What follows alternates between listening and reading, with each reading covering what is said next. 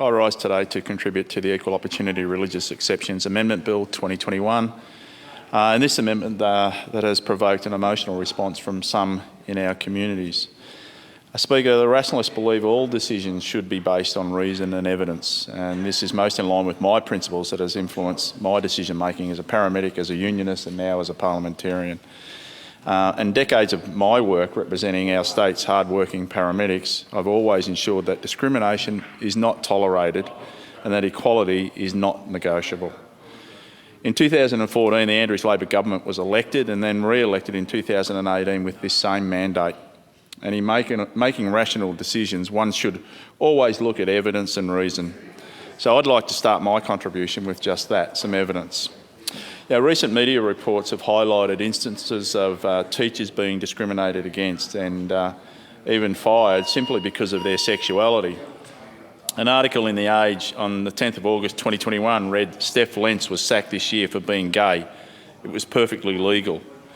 Deb James, the General Secretary of the Independent Education Union, has said, "Many of our members have been subject to discrimination in the workplace, dismissed simply because of who they are or whom they love.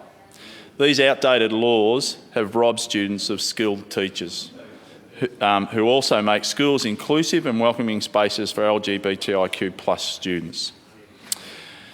This is a problem that often stays hidden because staff are fearful of speaking out on these particular issues in fear of losing their livelihoods. And an article in The Age acknowledged this, stating that multiple teachers interviewed by The Age and the Sydney Morning Herald, speaking anonymously to preserve their employment, say they too have observed or been personally subjected to discrimination because of their sexuality. The Age also reported that a recent survey by the Independent Education Union's Victoria and Tasmania branch detailed numerous complaints of discrimination against teachers and students, including fear of being sacked because of their sexuality in Victorian religious schools. This isn't just a problem that affects the LGBTIQ+ Victorians.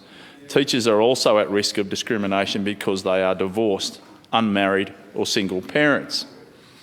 A recent Independent Education Union survey of almost 1,150 members working in faith-based schools in Victoria and Tassie found that 51% of respondents reported having witnessed or been subjected to discrimination based on marital relationships and or parental status. I know it's felt we've lost track of time over the last 20 months with all that's been going on, but I checked my phone just before and noticed that it's 2021. This isn't 1950, and even if it was, it wouldn't have been right then either. The Rationalist Society of Australia states on their website that 70% of Australians say that religion is not important to them, and only 15% are actively religious. A 2018 Essential Research survey found that 72% of Australians believe it should be illegal for faith-based schools to fire a teacher or expel a student because they are gay or transgender. And in 2020, a YouGov survey found that 78% of Australians agree that trans people deserve the same rights and protections as other Australians, with 66% also agreeing that trans people should be protected from discrimination in religious schools. And the majority support was demonstrated across gender and religious belief. So there's a clear expectation in our community that discrimination should not be tolerated in our society to any degree. That for me is the crux of this issue. Discrimination in the workplace should not be tolerated or accepted, nor should it be tolerated or accepted in our schools. Our students should not be subjected to it. Of course, with every bit of legislation, there is a range of views in our community, and as members of Parliament, we often get correspondence with a range of views. It is unfortunate that the most vile correspondence often comes from those in the community that purport to stand up for morals, as if that somehow that is exclusive to individuals that subscribe to a particular belief system. I respect all individuals and acknowledge that many religious people do fantastic work, and I've been involved with some of that work that they've done. I do, however, strongly disagree that someone's beliefs entitles them to discriminate against others. The sexuality of a maths teacher has zero impact on the ability to deliver an education to students. The marital status of a history teacher should not prevent them teaching students about first contacts and the diversity and longevity of Australia's First Peoples. Some of the correspondence that I've received challenged me to ask myself this: what if this bill was aimed at political parties and the way we employ staff? Well, thinking about that, my answer was, if I discriminated against my staff, then I should be held to the community standard that 72% of the population I referred to earlier, and that is have action taken against me. I think that would only be appropriate. So, look, do we know what it looks like, when political parties cuddle up to discrimination and division? Just look at the 2018 election results for all the evidence that you need. The Victorian community took a very dim view of attacks on our LGBTIQ+ communities with the Safe Schools program, and dog-whistling racism on our multicultural communities. In my office, I have one electoral officer, Greg, and he's happy for me to tell this story, but Greg went to the Teachers College and also studied some papers that would allow him to teach in a religious school. Greg and his former partner had a child out of wedlock.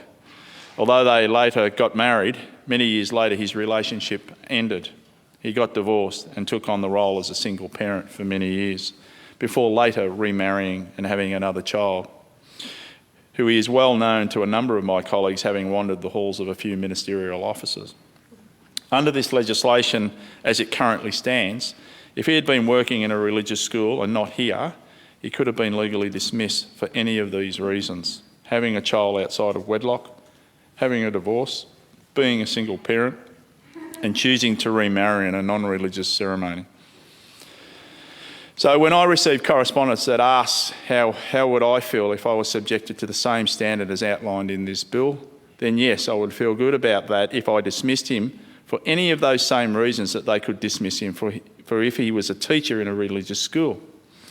I don't deserve to be the member of this House or make any employment decisions where I responded to Greg in that way. Equality is just not negotiable. Discrimination has no place in Victoria. And the answer to the question could be, could your political party operate under such legislation?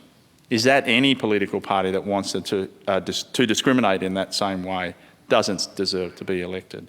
And nearly 80% of the population thinks that way also. Some other communication that I received has been in favour of this legislation, and I would take this time just to share with you some correspondence from one of my constituents, which came in only a couple of nights ago, and this is from Ken. Mr Steve McGee, I'm writing to express my support for the Equal Opportunity Religious Exceptions Amendment Bill 2021, which will strengthen Victoria's anti-discrimination legislation. And I urge you to support the bill.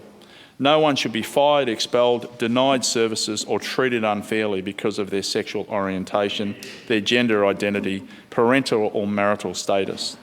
The proposed amendments to the Equal Opportunity Act will better protect Victorian students, teachers, staff and people assessing services from discrimination by faith-based organisations. Every Victorian deserves to live, work and study with dignity and respect, no matter who they are or whom they love. While the government's proposed bill will be a huge step forward in protecting people from discrimination, I also encourage you to consider amendments that ensure that schools cannot bypass these important protections by setting discriminatory standards for themselves. These reforms will make a huge difference to the daily life and mental health and well-being of the LGBTIQ+ Victorians who work and study in religious settings, and those who access services from faith-based organisations. Look, I have many wonderful advocates for the LGBTIQ community in my electorate, some of them who are religious clergy. And like the majority of the community, they don't agree with discrimination either. Similar laws to these amendments have been in place in Tasmania for over a decade. And the Tassie experience shows that closing the gaps which allow discrimination has fostered a more inclusive environment in faith-based organisations. Acting Speaker, I began this contribution stating that the decisions should be made by reason and evidence, and the evidence is clear. Discrimination exists, and that the community finds it unacceptable. The evidence also shows that we all benefit when we push out discrimination from our society. We have moved on from our past, and it is time that our legislation reflects that. I support this bill. I thank the Attorney-General in the other place and her staff for their hard work on these amendments, and I commend the bill to the House.